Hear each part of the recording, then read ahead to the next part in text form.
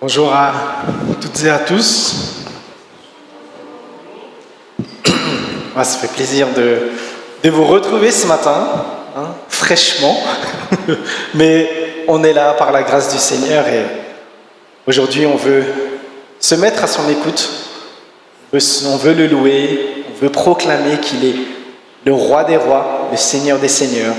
Et avec tous ces chants que nous avons chantés, justement, on a proclamé combien notre Dieu est grand, combien notre Dieu est puissant. Et c'est aussi une confession de foi qu'on vient de chanter. Nous croyons en Dieu le Père, nous croyons en Jésus-Christ, nous croyons en son Saint-Esprit aussi qui agit en nous.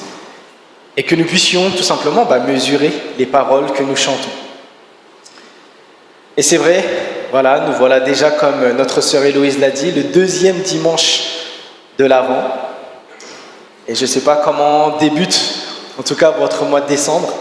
J'espère que voilà, vous allez bien, que vous n'êtes pas trop pris aussi par vos diverses activités, que vous puissiez prendre aussi ce temps de recueillement. Et avant qu'on puisse nous mettre à l'écoute de la parole, je nous invite à la prière.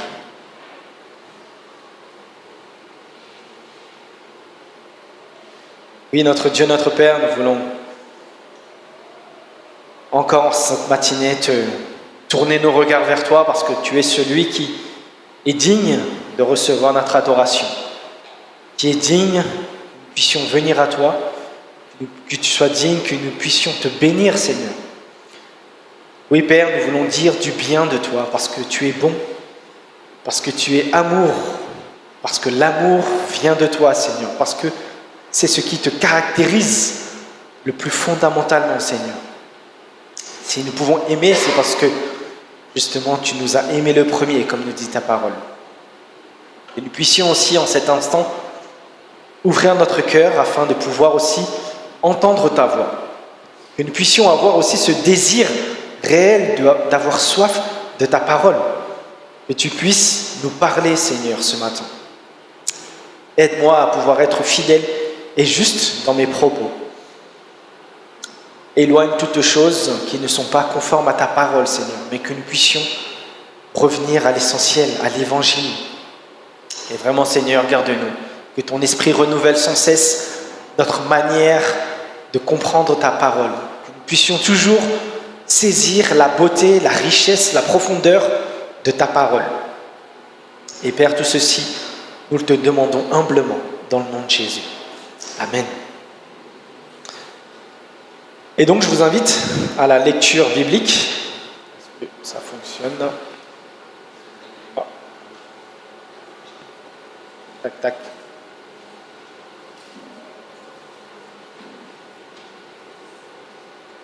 Quelques instants.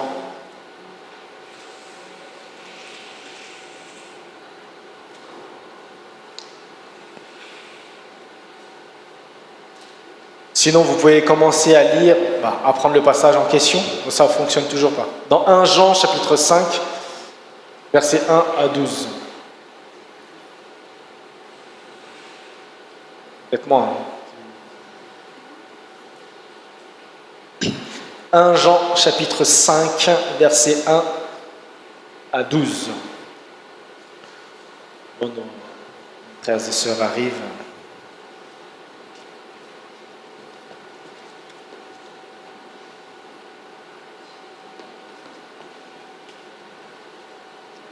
Bon, je vous invite pour l'instant, le temps que puisse aussi, voilà, pour voir aux besoins, je vous invite à écouter.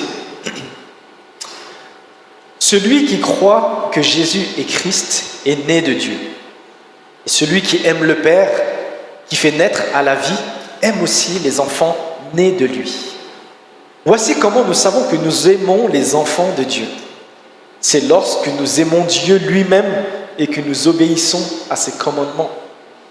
Car aimer Dieu, c'est accomplir ses commandements. Ceux-ci d'ailleurs ne sont pas pénibles, car tout ce qui est né de Dieu triomphe du monde. Et la victoire qui triomphe du monde, c'est notre foi. Qui en effet triomphe du monde? Celui-là seul qui croit que Jésus est le Fils de Dieu. Celui qui est venu par l'eau et par le sang, c'est bien Jésus-Christ. Il n'est pas passé seulement par l'eau du baptême, mais outre le baptême, il est passé par la mort en versant son sang. Et c'est l'Esprit qui lui rend témoignage, car l'Esprit est la vérité. Ainsi, il y a 3 témoins, l'Esprit, l'eau et le sang, et les 3 sont d'accord. Nous acceptons le témoignage des hommes, mais le témoignage de Dieu est bien supérieur à ce témoignage. C'est celui que Dieu a rendu à son Fils. Ok. Celui qui croit au Fils de Dieu possède ce témoignage en lui-même. Celui qui ne croit pas Dieu fait de lui un menteur, puisqu'il ne croit pas le témoignage que Dieu a rendu à son Fils. Et qu'affirme ce témoignage ? Il dit que Dieu nous a donné la vie éternelle et que cette vie est en son Fils. Celui qui a le Fils a la vie. Celui qui n'a pas le Fils de Dieu n'a pas la vie.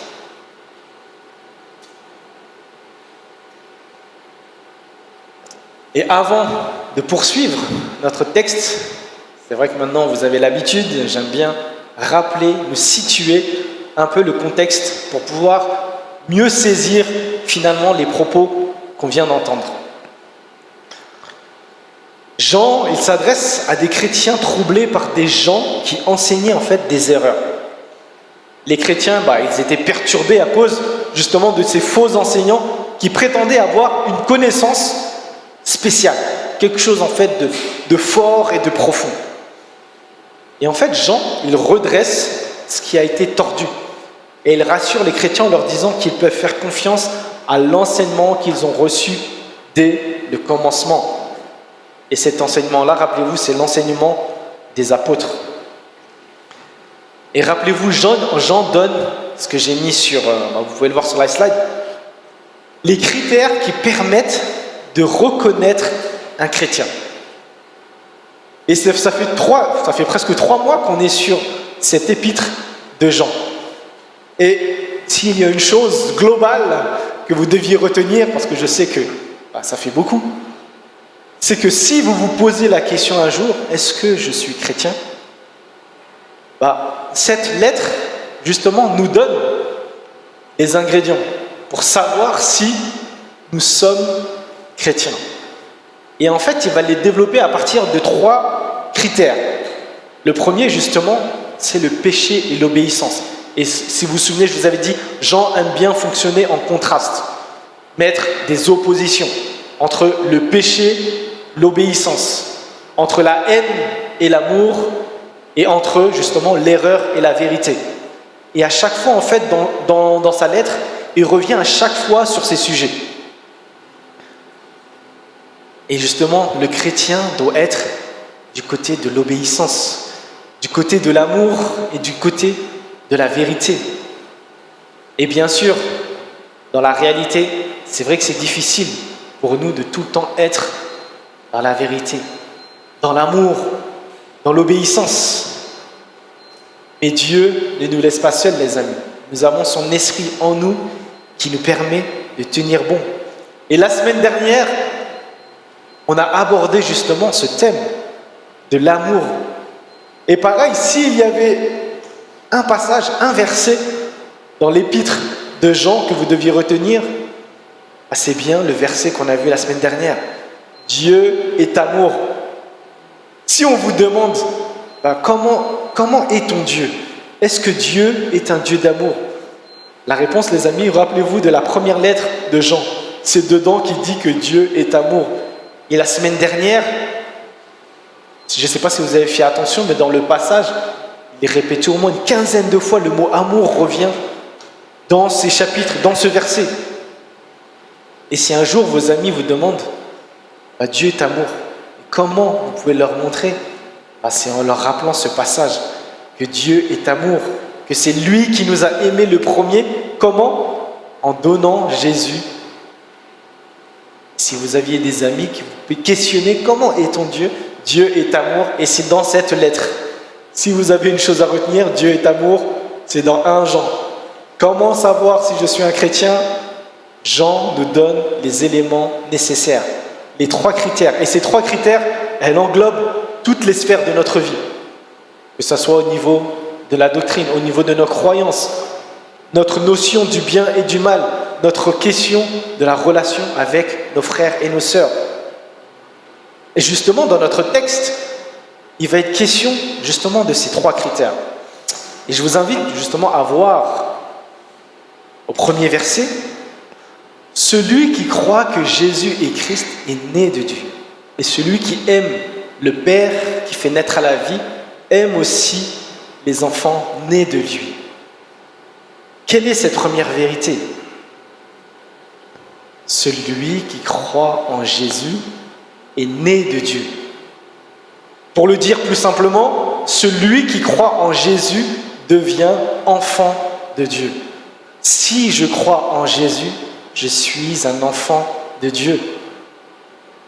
Dans Jean, au premier chapitre, Jean dit à tous ceux qui l'ont reconnu, à tous ceux qui ont cru en lui, il leur a accordé le privilège de devenir enfants de Dieu. Et ce n'est pas par une naissance naturelle, mais c'est par Dieu, c'est de Dieu qu'ils sont nés. Si aujourd'hui tu as placé ta confiance en Jésus, sache que tu n'as pas à douter. Tu es bel et bien un enfant de Dieu. Tu fais partie de la famille céleste, de la famille royale. Et ça, les amis, c'est le plus beau privilège que Dieu nous a fait. Faire partie de la famille de Dieu. Mais regardez la suite du verset. Lorsqu'on est enfant de Dieu, eh bien, on aime les autres enfants de Dieu. C'est-à-dire qu'on aime les frères et sœurs. Pour lui, en fait, c'est logique. Lorsqu'on devient chrétien, normalement, on devrait avoir de l'amour pour mes frères et sœurs. Aujourd'hui, on devrait avoir de l'amour les uns pour les autres. Pourquoi? Parce qu'on est enfant de Dieu, on fait partie de la même famille. Et vous savez comme moi, en général, oui, les gens de notre famille, on en prend soin. On les aime, on fait attention à des détails dans leur vie. Et c'est ce que Jean veut dire ici. Lorsque tu crois en Jésus, tu devrais aimer tes frères et sœurs. Lorsqu'on est enfant de Dieu, oui, on devrait prendre soin les uns des autres. On devrait, comme le pasteur Hervé l'a dit la semaine dernière, rechercher le meilleur pour les autres. Et est-ce que cette vérité-là, elle nous concerne? Est-ce que j'ai envie de rechercher le meilleur pour mon frère, pour ma sœur en Christ? Les amis, j'aimerais vous poser une question. Comment aimer le frère ou la sœur avec qui je n'ai pas vraiment d'affinité, avec qui je ne partage pas les mêmes centres d'intérêt, et aussi peut-être avec qui je me suis déjà fâché? Dans l'église aujourd'hui, réfléchissons. Comment en fait je peux quand même aimer mon frère ou ma sœur dans l'église, avec qui je suis, avec qui en fait j'ai pas vraiment d'affinité, avec qui oui en fait on n'a pas du tout les mêmes loisirs, et avec qui peut-être on s'est déjà embrouillé. Comment les frères, comment aimer d'après vous? Comment je peux quand même aimer cette personne? Je vous laisse un petit temps de réflexion. Comment je peux aimer celui avec qui je ne partage pas du tout d'affinité, mais qui est quand même dans l'église, qui est mon frère ou ma sœur en Christ? Comment d'après vous? Je vous laisse un petit temps de méditation.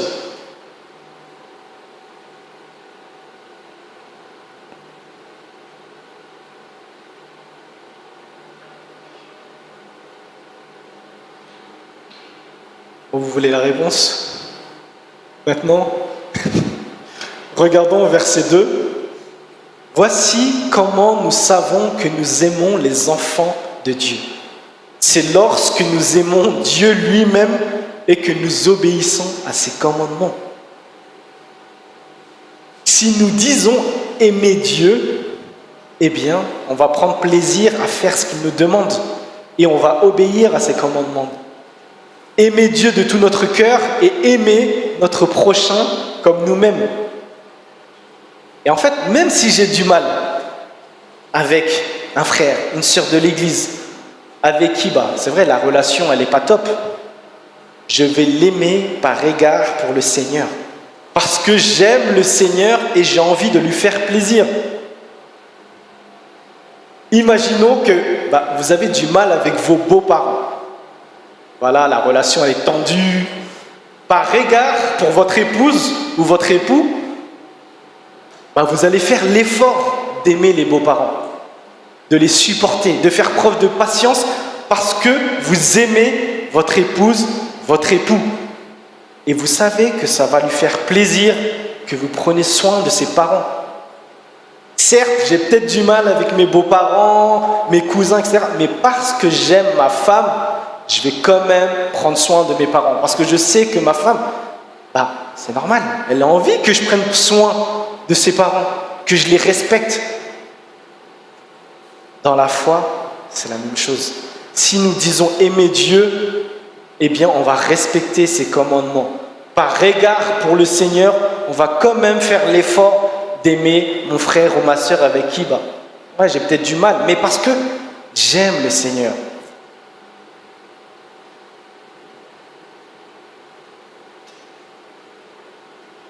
Lorsque nous avons du mal, les amis, à aimer les autres, revenons nous ressourcer auprès de Dieu. Repensons à l'amour qu'il nous a témoigné en Jésus. Lorsque tu as du mal à aimer un frère, une sœur de l'Église, à peut-être te réconcilier, reviens te ressourcer auprès de Dieu. Repense à cet acte d'amour qu'il a accompli envers toi. Et c'est par égard pour lui que tu vas faire l'effort d'aimer les autres en fait. Est-ce que vous vous rappelez la discussion que Jésus a eue avec l'apôtre Pierre en Jean 21? Une discussion que Jésus a eue avec l'apôtre Pierre. Et Jésus lui a posé 3 fois la même question. Pierre, est-ce que tu as de l'amour pour moi? Pierre, est-ce que tu m'aimes? Et 3 fois, qu'est-ce que Pierre a répondu? Voilà, elle est ouverte la question. Qu'est-ce qu'il a répondu, Pierre?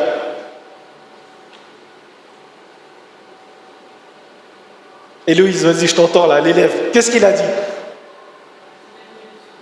Qu'il l'aime, tout simplement. Jésus lui a posé la question 3 fois. Pierre, est-ce que tu m'aimes? Et lui, il a dit, oui, Seigneur, je t'aime. Et comment Jésus l'a répondu?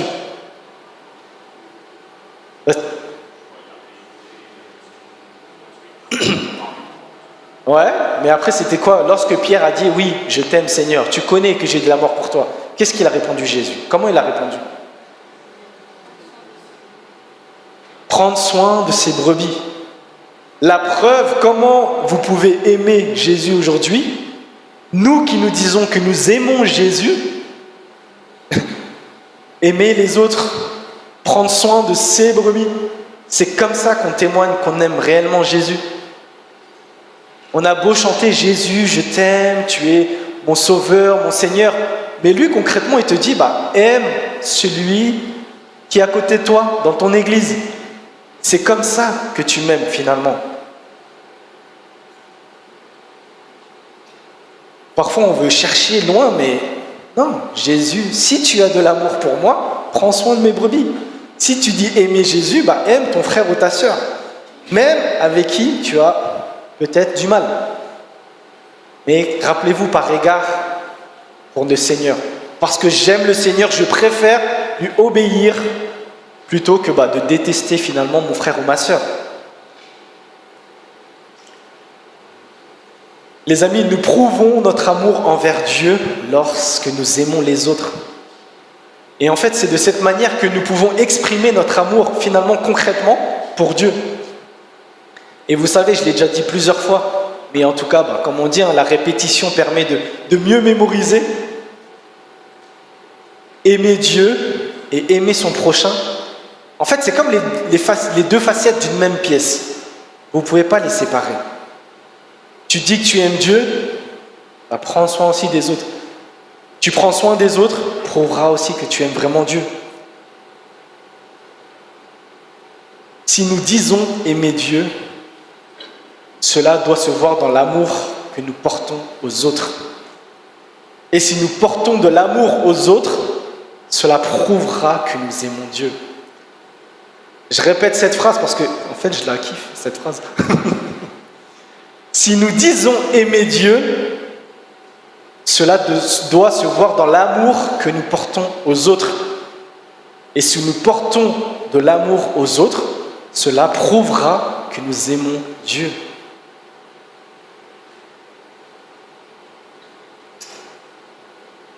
Écoutons ce que Jean dit au chapitre 4, verset 20.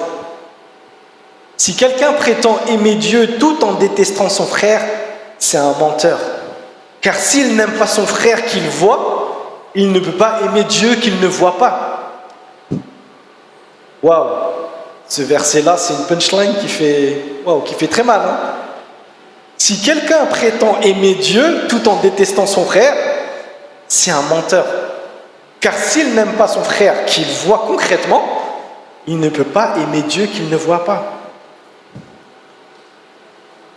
Ne soyons pas les amis des menteurs, menteuses aux yeux de Dieu. Ne soyons pas des menteurs, des menteuses.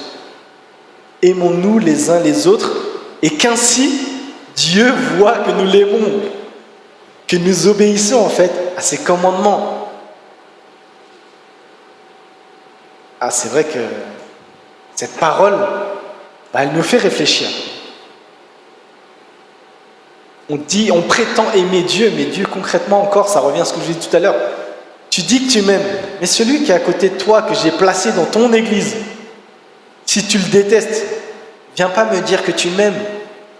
Parce que si tu m'aimerais, tu prendrais soin de ton frère ou de ta sœur qui est concrètement avec toi là. Les amis, le verset 3 dit ceci, « Car aimer Dieu, c'est accomplir ses commandements. Ceux-ci d'ailleurs ne sont pas pénibles. Lorsque nous comprenons que ce que Dieu nous ordonne est bon et agréable pour nous, eh bien, nous prendrons plaisir à le faire. Et ce ne sera pas un fardeau à porter. Lorsqu'on sait que ça fait plaisir à Dieu, ce ne sera pas pénible. C'est vrai que dans la réalité, aimer celui avec qui j'ai du mal, c'est vrai que c'est dur. Toujours celui qui m'énerve, avec qui j'ai pas réellement d'affinité, etc. C'est vrai que ça peut être dur. Mais parce qu'on aime le Seigneur, parce qu'on reconnaît son amour envers nous, aimer l'autre, ça sera plus facile. Et les amis, c'est le cœur de l'homme en fait qui rend la tâche difficile. C'est notre cœur rempli de péché qui rend la tâche difficile. Aimer les frères et sœurs avec qui finalement ça ne matche pas trop devient difficile lorsque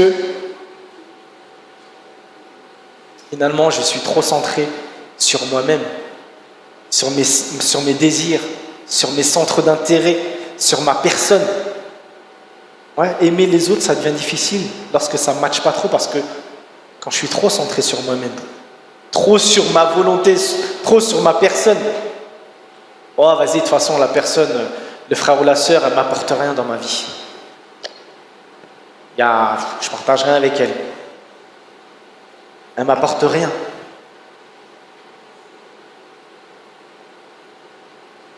Ce genre de discours parfois qu'on peut avoir juste parce que l'autre, finalement, ne nous apporte rien dans la vie. Mais rappelez-vous ce qu'on a vu précédemment. Aimer Dieu, c'est aimer obéir à sa parole. C'est aimer les autres. Comme Jésus l'a dit, si tu m'aimes, prends soin de mes brebis. C'est des choses concrètes, les amis. Cherchons pas loin. Si tu dis que tu m'aimes, tu chantes à chaque fois « Je t'aime Seigneur, de tout mon cœur », prends soin de celui qui est juste à côté de toi. Même celui avec qui peut-être tu es fâché, mais aime-le. Lisons le verset 4 et 5.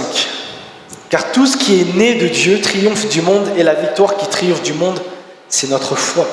Qui en effet triomphe du monde? Celui-là seul qui croit que Jésus est le Fils de Dieu. »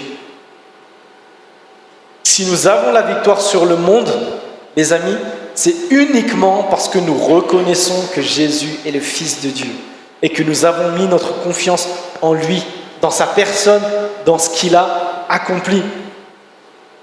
Ce n'est pas par nos propres efforts, nos propres moyens que nous avons la victoire sur le monde. Jésus est venu ôter les péchés et détruire les œuvres du diable, nous dit Jean au chapitre 3. Frères et sœurs, c'est seulement en Jésus que nous avons été libérés de l'emprise du péché. Et rappelez-vous ce qu'on avait vu au chapitre 2. À quoi correspond le monde ? Le monde, lorsque Jean parle de ce monde, c'est le monde corrompu. C'est le monde qui vit à l'opposé de Dieu. C'est tout ce système de pensée qui est contraire à la loi de Dieu. Lorsque je convoite des choses, des biens matériels, lorsque je convoite peut-être des personnes, lorsque je veux trop m'enrichir, lorsque peut-être je cherche trop la reconnaissance, la renommée, lorsque je cherche trop à vivre une vie en dehors de Dieu, lorsqu'on croit en Jésus, on a la victoire sur le péché. On a la victoire sur l'orgueil. On a la victoire sur tous les désirs qui finalement en fait veut me faire chuter. Et je ne sais pas pour vous, mais cette nouvelle, moi personnellement, comment elle me rend joyeuse, comment elle me libère. Dites-vous bien que tous les péchés auxquels vous êtes soumis, vous êtes tentés, dites-vous bien que vous avez la victoire. Jésus a ôté le péché. Jésus a détruit les œuvres du diable. Rappelez-vous de ces paroles. Si actuellement tu as un péché qui te cerne facilement, qui te colle à la peau sans cesse, tu luttes avec ça, tu combats avec ça. Et on a tous un péché qui nous colle à la peau. Que ce soit peut-être les jeux vidéo, les jeux d'argent, la pornographie. On a tous des choses qui, nous fait chuter. Mais rappelez-vous cette parole. Jésus a ôté les péchés et il a vaincu les œuvres du diable. Sachez que vous pouvez résister. Sachez que vous pouvez dire non au péché. Et pour ça, c'est la foi en Jésus. Croyons que nous avons la victoire. Et ce verset le dit, nous avons la victoire. Le péché, en fait, ne domine plus sur nous. Et franchement, c'est tellement libérateur. Parce que parfois, on peut tellement se culpabiliser. À chaque fois, je veux arrêter ça, mais je recommence. Je désinstalle mon jeu, une semaine après, je le réinstalle, je rejoue 4-5 heures, je resupprime, je retélécharge la semaine d'après. Mais on a la victoire. On peut dire non, on peut s'abstenir de pécher. Et rappelez-vous cela. Pourquoi ? Parce qu'on croit en Jésus. Si je suis addict dans telle ou telle chose, dites-vous bien que cette chose n'a pas l'emprise sur vous. Mais est-ce que nous avons la foi, les amis ? Est-ce que nous croyons que Dieu est puissant ? On l'a chanté tout à l'heure. Est-ce qu'on croit que Dieu est puissant au point de nous délivrer de ce péché, de cette addiction ? Les amis, ayons confiance en Dieu. Ayons confiance en ce que Jésus a fait. Il a détruit les œuvres du diable. Le diable n'a plus d'emprise sur nous, les amis. Si nous avons placé notre foi en Jésus, c'est ça qui nous permettra de tenir bon. Pas juste par notre propre volonté. Oui, on peut avoir un certain mental, mais la foi en Jésus nous permettra de persévérer au bout. Et surtout le faire pour les bonnes raisons. Pour pouvoir ressembler plus à Jésus. Pas juste pour être une meilleure version de nous-mêmes. Non, on veut ressembler à Jésus. C'est ça l'objectif ultime. Si on veut se débarrasser de notre addiction, c'est pas juste pour dire « Voyez les gars, comment je suis bon moi. J'ai réussi, j'étais accro à la cigarette et j'ai réussi à m'en sortir. » Oui, parce que tu veux plaire à Dieu, parce que tu veux ressembler à Jésus, parce que tu sais que ça, c'est mauvais pour ton corps. Et ton corps est le temple du Saint-Esprit, nous dit Paul, dans 1 Corinthiens chapitre 6.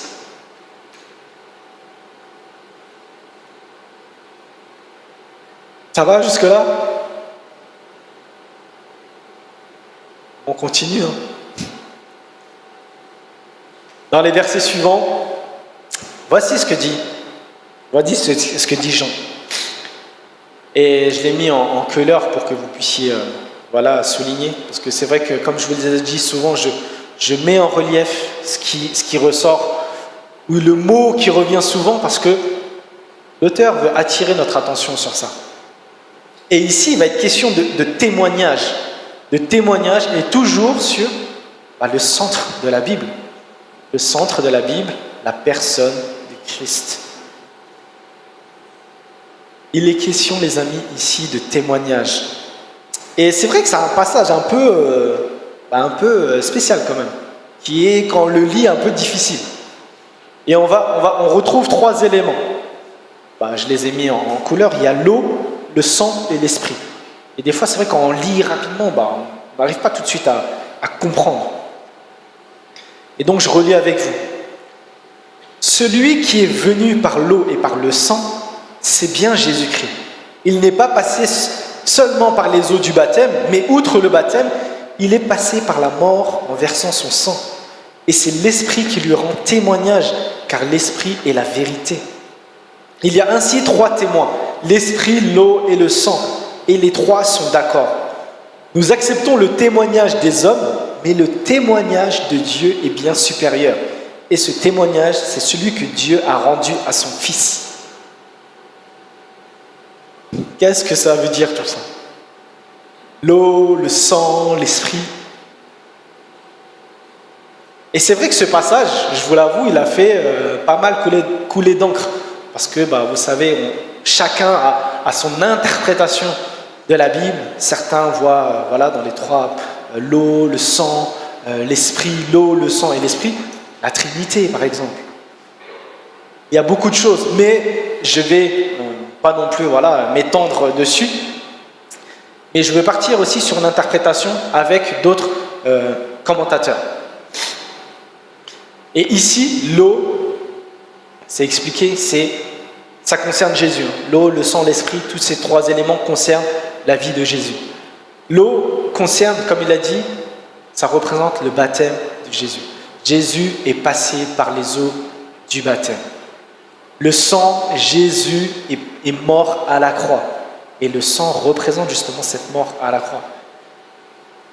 Et l'esprit, justement, c'est l'esprit qui nous permet aussi de comprendre, de recevoir ce témoignage.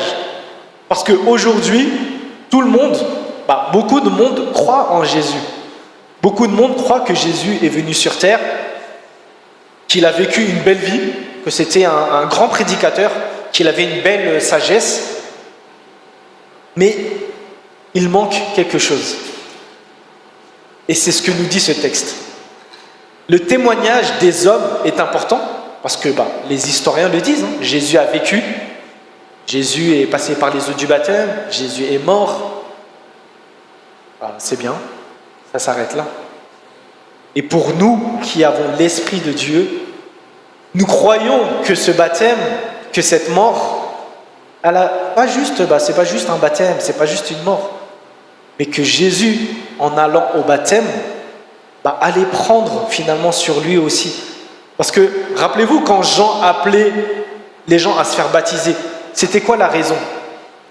Changez et repentez-vous afin que vous soyez purifiés de vos péchés. Et est-ce que Jésus, lorsque lui s'est fait baptiser, est-ce qu'il avait besoin de changer? Est-ce qu'il avait besoin de se repentir? Non. Jésus était parfait, mais lorsqu'il s'est fait baptiser, il signifiait par là qu'il allait prendre les péchés sur lui. C'est ça la signification. Lorsque Jésus se baptise, il allait signifier par là qu'il allait prendre les péchés sur lui. Il allait purifier les péchés. Et ça s'est accompli à la mort. Lorsqu'il est mort, Jésus a vaincu le péché. Pour nous, c'est ça la signification. Et l'Esprit nous fait comprendre ça. Si nous avons l'Esprit, nous croyons que cette mort, elle nous purifie. Cette mort, elle nous permet, on le verra juste après, elle nous permet d'avoir la vie. Et en général, lorsqu'on parle de la vie, c'est la vie éternelle.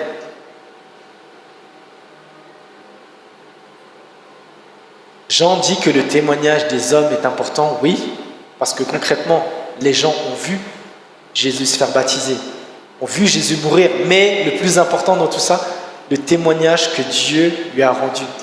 Et ce témoignage-là, c'est l'Esprit. Si tu crois en Jésus, si tu as l'Esprit en toi, eh bien Dieu te permettra de mieux comprendre cette vérité. L'importance du baptême de Jésus et l'importance de sa mort. Parce que sa mort, les amis, elle nous permet justement d'être purifiés, d'être lavés de nos péchés. Et pareil, c'est une magnifique nouvelle. Vous êtes purifiés de tous vos péchés.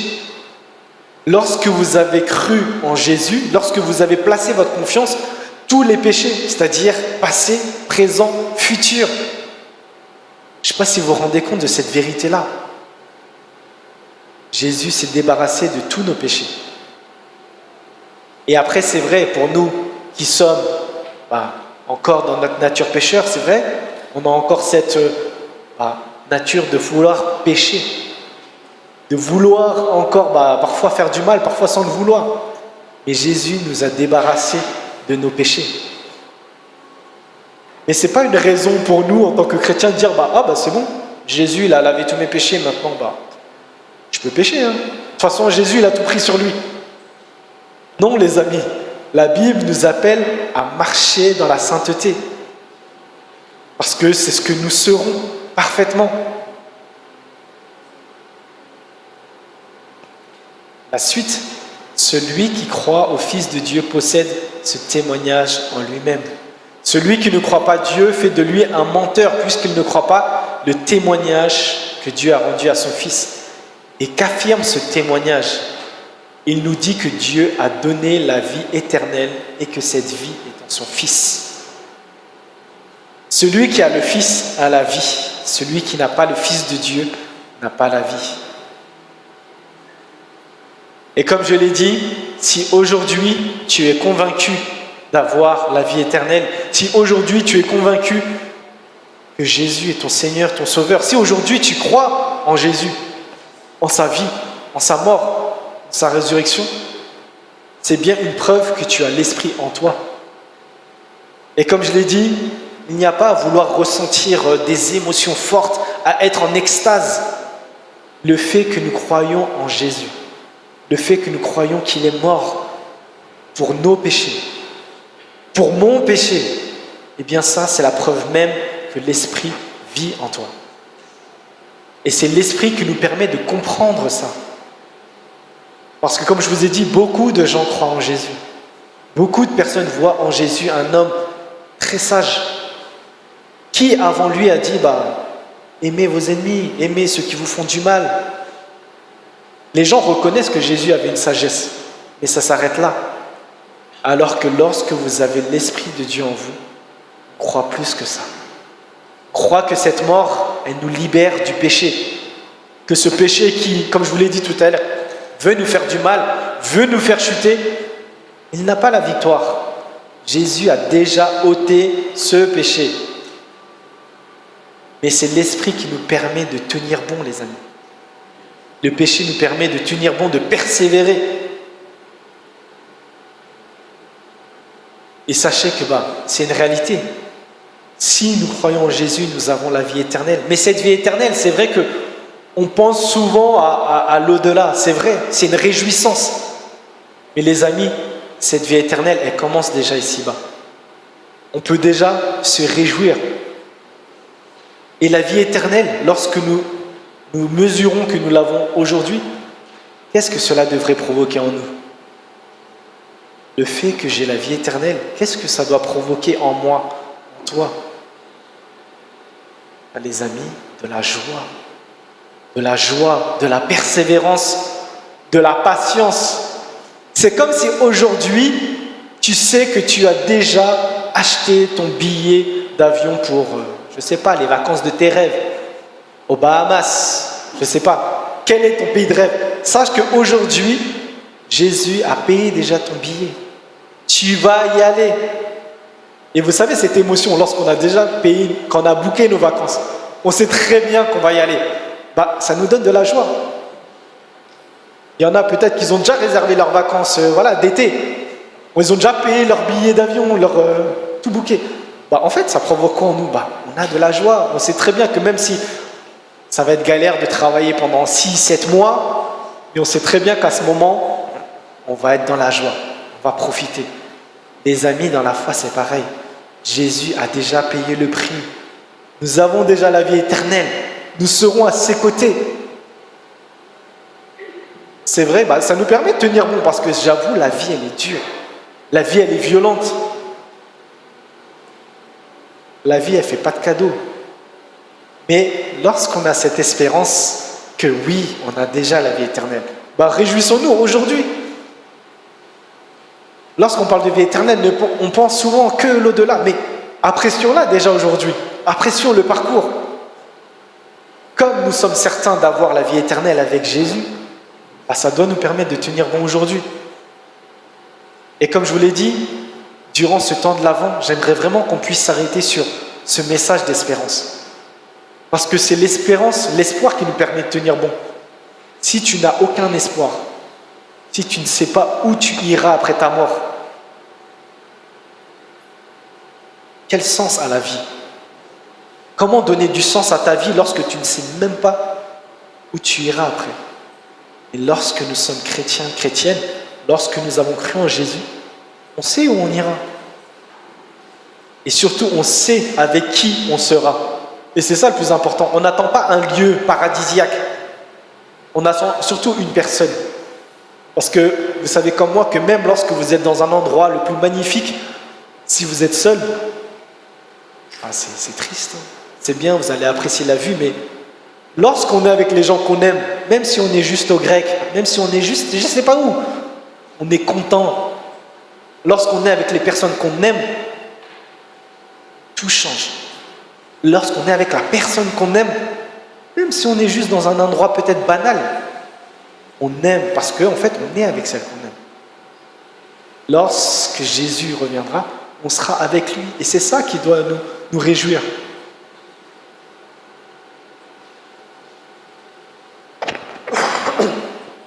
Les amis, j'aimerais conclure.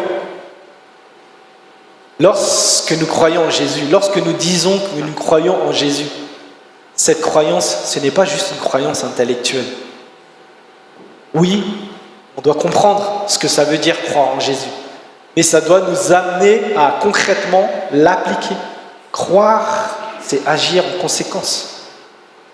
Si je crois que je fais partie de la famille de Dieu, je vais aimer ceux qui font partie de la famille de Dieu. Bien sûr, ça ne s'arrête pas que à la famille de Dieu.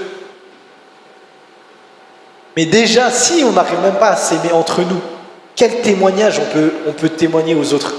Quel message on véhicule aux autres? Si déjà dans l'église, on n'arrive même pas à s'aimer. Les amis, croire en Jésus, c'est aimer nos frères et sœurs. Et ça commence déjà par nos frères et sœurs dans l'église. Ensuite, bien sûr, aimons aussi notre voisin, notre collègue, tous ceux qui ne croient pas en Dieu ou croient en autre chose. Lorsque nous croyons en Jésus, nous croyons que nous avons la victoire, les amis. C'est quelque chose qui est important. Croire en Jésus, c'est croire qu'on a la victoire. Et la victoire, pas forcément sur nos ennemis terrestres, déjà. C'est contre le péché, parce que c'est le péché qui nous fait du mal. Parce que, avouons-le, des fois, j'ai pas envie de faire des choses mauvaises. Mais je sais pas pourquoi je vais quand même le faire. J'ai pas envie de dire des paroles blessantes, mais ça va sortir tout de suite. J'ai pas envie de faire quelque chose de tordu, mais je vais quand même le faire. Sachez qu'on est libéré du péché. Et ça doit nous réjouir. Ça doit te réjouir, ça doit me réjouir. Je ne suis plus sous l'esclavage du péché. Même si je suis tenté par-ci, par-là, non, je peux dire non. Parce que Jésus a vaincu le péché.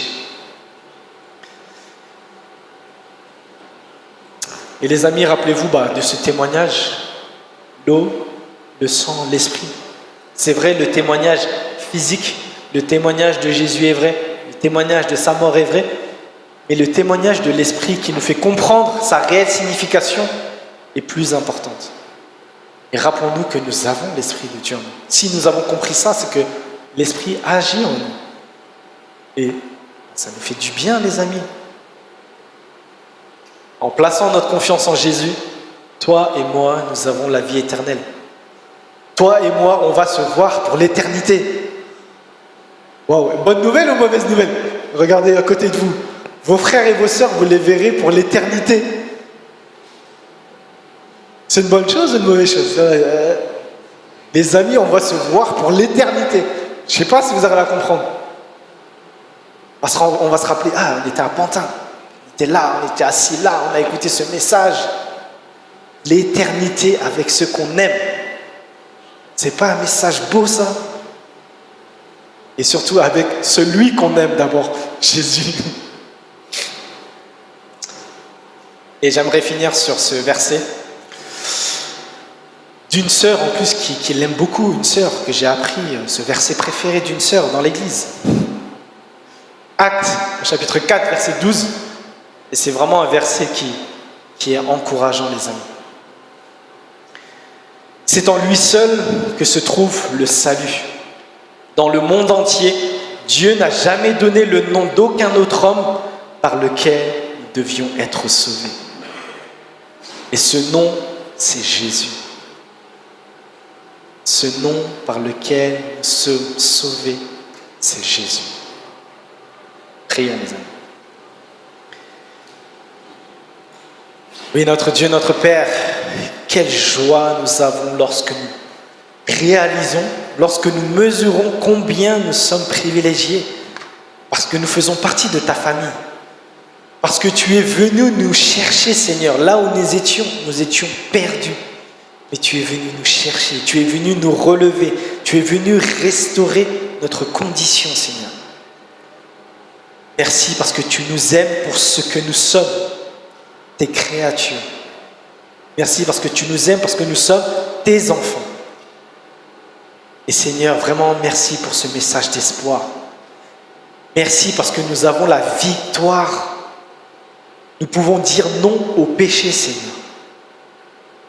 Permets-nous de nourrir cette foi en Jésus, de cultiver cette espérance. Garde-nous, Père, tout au long de cette semaine, que nous puissions témoigner de l'amour, Seigneur.